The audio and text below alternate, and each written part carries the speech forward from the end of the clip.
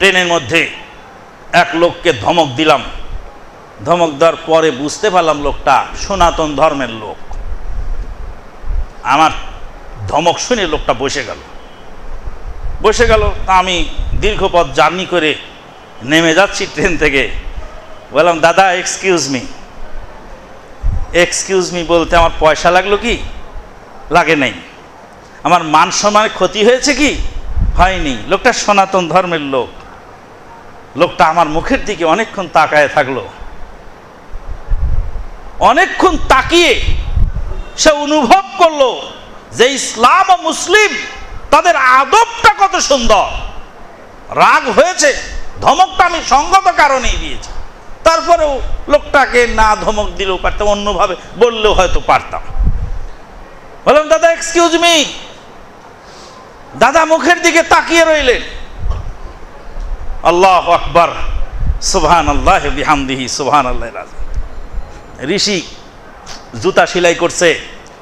ঋষির পাশে আমরা দুইজন, ওখানে পাশেই ঋষির পাশে আরেকজন আখের রস নিয়ে মারাই করতেছে। আখের রস একদম প্রচণ্ড দাবদাহ গরমের, আপনার গ্রীষ্মের দুপুরে, ঘামঝড়ের দদ্দুর গ্রীষ্মের দুপুরে, খালবিল চৌচিল, জল নেই পুকুরে, এই অবস্থায় প্রচণ্ড দাবদাহে ঋষি জুতা সেলাই করছে। খুলনা শহরের ঘটনা। ভাই জাহাঙ্গীর আলম ইসলাহি সাহেব উনি বললেন, এই রসওয়ালা, আগে ওই দুই দাদাকে 2 গ্লাস 10 রস দাও, তারপর আমাদের 2 বন্ধুকে 2 গ্লাস দাও। দাদা শ্বশুর আর নাতনি জামাই, যে যাই হোক, রস 2 ঋষিকে 2 গ্লাস দেওয়া হলো। ঋষি অমুসলিম কিন্তু মানুষ। রাসূল সাল্লাল্লাহু আলাইহি ওয়াসাল্লাম বললেন, লিকুল্লি কাবিদিন রাতাবিন লাকুম আজর। প্রত্যেকটা তপ্ত হৃদয়ে তোমাদের জন্য আজর রয়েছে। আল্লাহু আকবার, সুবহানাল্লাহ। পানির অভাবে একটা গাছ মরে যাচ্ছে, সেই গাছের গোড়ায় যদি 1 জগ পানি ঢেলে দেন, ওটাও সাদাকার নেকি। কলাটা খেয়ে কলার ছালটা ট্রেনের জানালা দিয়ে ছাগলের সামনে ফেলে দিলেন, ছাগল খাবে তাই। এমন জায়গায় ফেললেন না যেখানে ছাগল চলে না। যেসব জায়গায় ছাগল চড়ে, ছালটা রেখে দিয়ে ওই জায়গায় ফেলে দিলেন, ছাগল খেলো, ওটাও আপনার সাদাকার নেকি হয়ে গেল। বন্ধুগণ, ঋষি রস খেয়ে তাকায় রইল। আমি বড় না আপনি বড়? কে বড়? ঋষি বড় না আমি বড়? ঋষি তো অমুসলিম।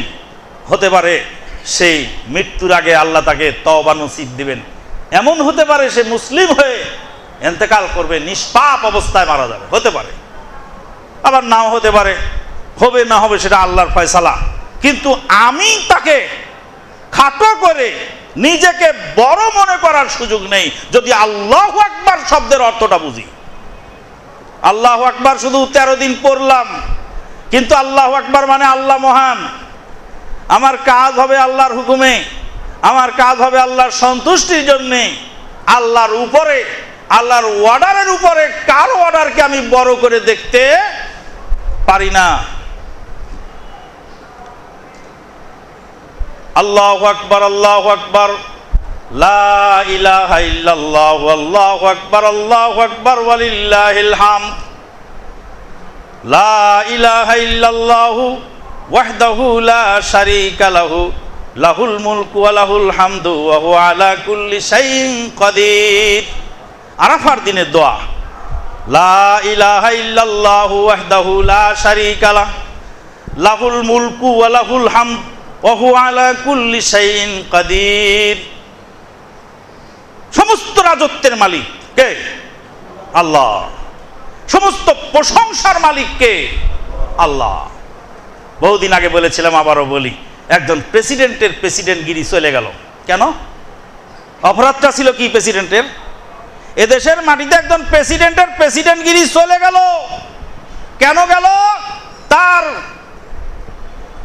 প্রাক্তন নেতার, তার দলের প্রতিষ্ঠাতার কবরে ফুল না দেওয়ার অপরাধে।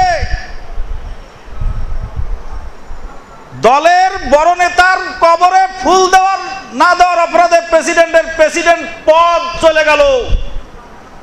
আর কি শুনবেন দেশে?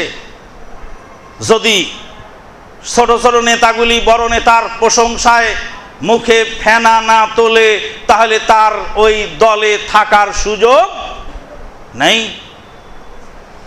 বড় হুজুরের প্রশংসায় যদি ছোট হুজুরেরা ফেনা না তোলে, তাহলে ওই পীরের মুরিদ থাকার সুযোগ সেখানে নাই। বড় হুজুরের কথাকে চোখ বন্ধ করে মেনে নেওয়ার এনার্জি না থাকলে সেই প্রতিষ্ঠানে থাকার সুযোগ নাই। ফার্সিতে একটা কথা আমরা শুনেছিলাম ছোটকালে, গেরেফতানে খাতায় বুজুর্গা খাতাস্ত। ফার্সিতে মানে তো ফার্সি ওয়াজ করে বেশি, তো ফার্সিতে বলছে গেরেফতানে খাতায় বুজুর্গা খাতাস্ত, বুজুর্গদের ভুল ধরাটাও ভুল। বুজুর্গদের ভুল ধরাটা ভুল, বুজুর্গরা ভুল করবে কিন্তু আপনি ধরতে পারবেন না। মাল মুরিদু আমাম আশ-শাইখে ইল্লা কাল মাইয়িতে আমাম আল গাসিল। মুরিদ হবে পীরের সামনে এমন যেমন মাইয়িত হবে গোসল দানকারী ব্যক্তির সামনে। ইউকাল্লিবুহু কাইফা ইয়াশা। মাইয়িতকে যেমন গোসল দেওয়া ব্যক্তি যেইভাবে ইচ্ছা সেইভাবে উলট পালট করে গোসল দেওয়ায়, যেইভাবে ইচ্ছা যেখানে ইচ্ছা সেখানে হাত দিয়ে ডলে পরিষ্কার করে দেয়।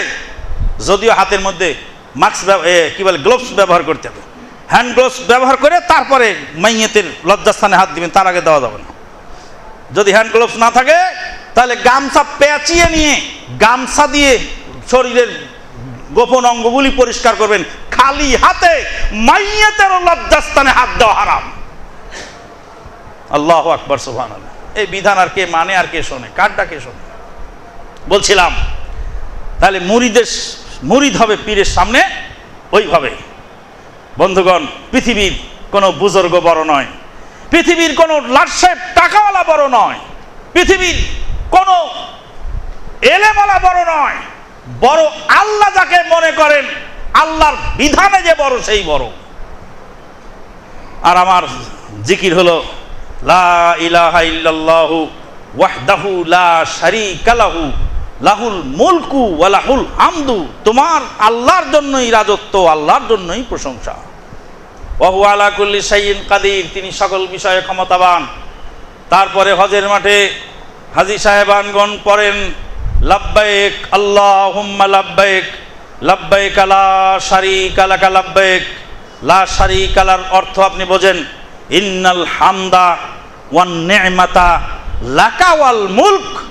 নিশ্চয়ই যাবতীয় প্রশংসা, যাবতীয় নিয়ামত সব তোমার, সমস্ত রাজত্ব তোমার।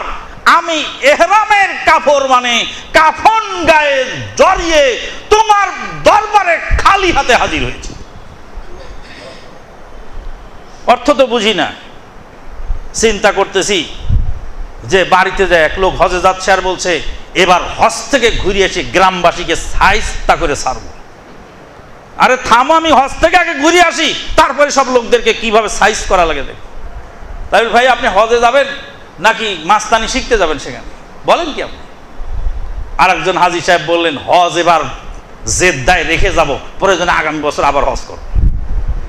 একজনকে বকা দিতে দিতে সেই বিমান অফিসার তাকে বকা দিতে দিতে তারপরে বলল যে হজ এবার রেখে যাব। আল্লাহ ক্ষমা করে দিন, আল্লাহ ক্ষমা করে দিন, আল্লাহুম্মা আমিন। এরকমও লোক দুনিয়াতে আছে। লা শারীকা লাহ, তার কোনো শরীক নেই। ওয়াহদাহু, তিনি একক সত্তা। ওয়া হুয়া আলা কুল্লি শাইইন কাদির, তিনি সব বিষয়ে ক্ষমতাবান। ইন্নাল হামদা ওয়ান নি'মাতা লাকা ওয়াল মুলক লা শারীকা লাক। বন্ধুগণ, তাই আমরা এই 10 দিন ইবাদত করব। ইবাদত অন্যান্য দিন যা করেছি, এবারের ইবাদত হবে ইবাদতটা বুঝে বুঝে, যে আমি একদিন সিয়াম পালন করব।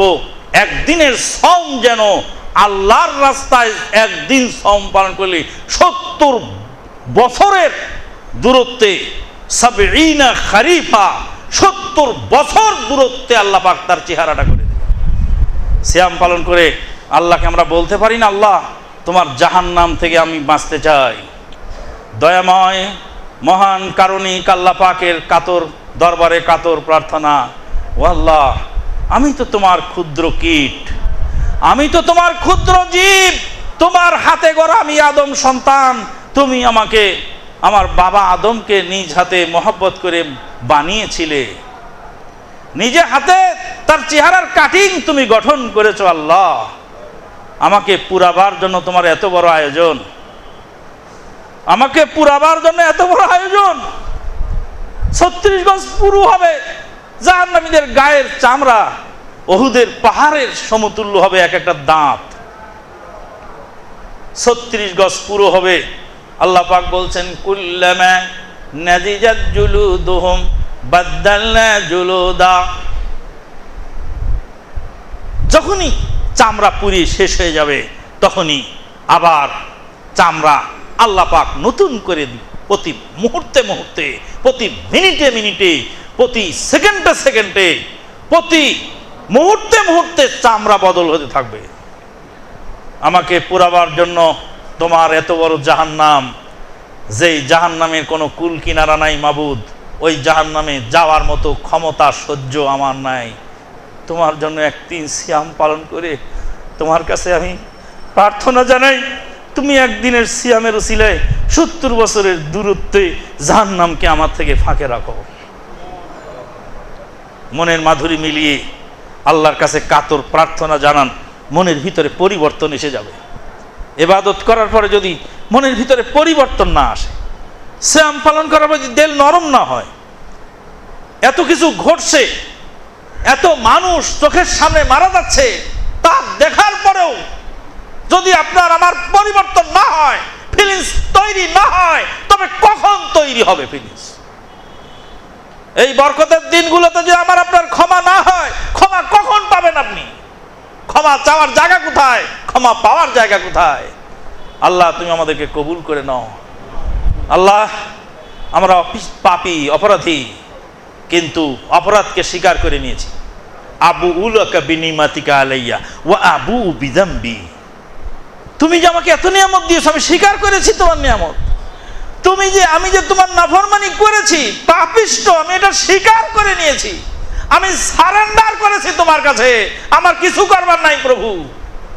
পাপ থেকে বাঁচার শক্তি আমাকে দাও, পুণ্য করার ক্ষমতা আমাকে দাও।